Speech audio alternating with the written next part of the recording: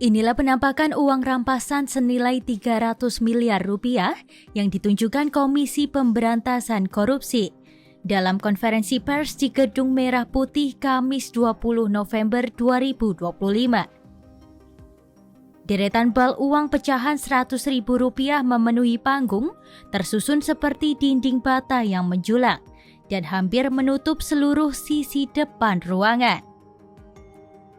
Masing-masing bal plastik berisi uang Rp1 miliar yang diangkut menggunakan troli oleh petugas KPK sebelum disusun secara estafet di hadapan media.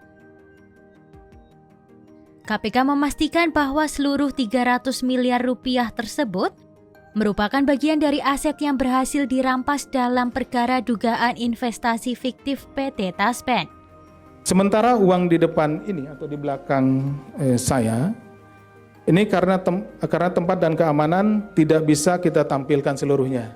Jadi seharusnya ditampilkan 883 miliar sekian, tapi yang kita tampilkan adalah sekitar 300 miliar.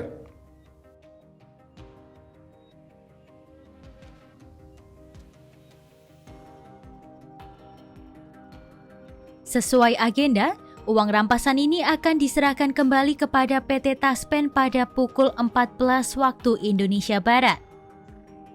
Dana tersebut bersumber dari mantan Direktur Utama PT Insight Investment Management, Ekiawan Heri Primaryanto. Dalam perkara ini, 2 orang ditetapkan sebagai tersangka, yaitu ex-Direktur Utama PT Taspen Antonius N.S. Kosasih, serta Ekiawan sendiri. Kasus bermula saat PT Taspen melakukan investasi dalam suku ijarah TSP Food2 sebesar Rp200 miliar pada 2016.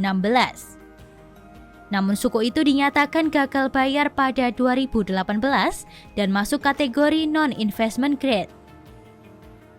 Meski demikian, pada 2019, Antonius Kosasih dan Ekiawan tetap memproses optimalisasi instrumen tersebut melalui portofolio reksadana INEX G2, tindakan yang menurut KPK melanggar ketentuan kontrak investasi.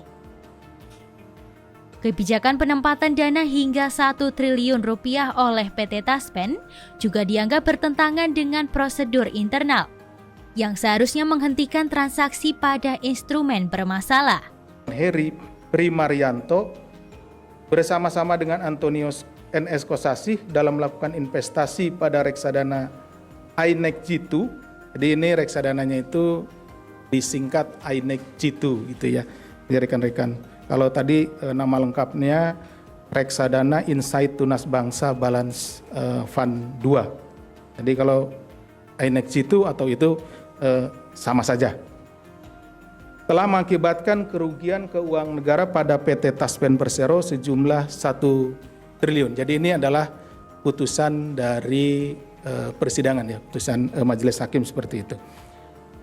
Berdasarkan laporan hasil pemeriksaan investigatif BPK RI nomor 14 LHP 21 04 2025 tanggal 22 April tahun 2025.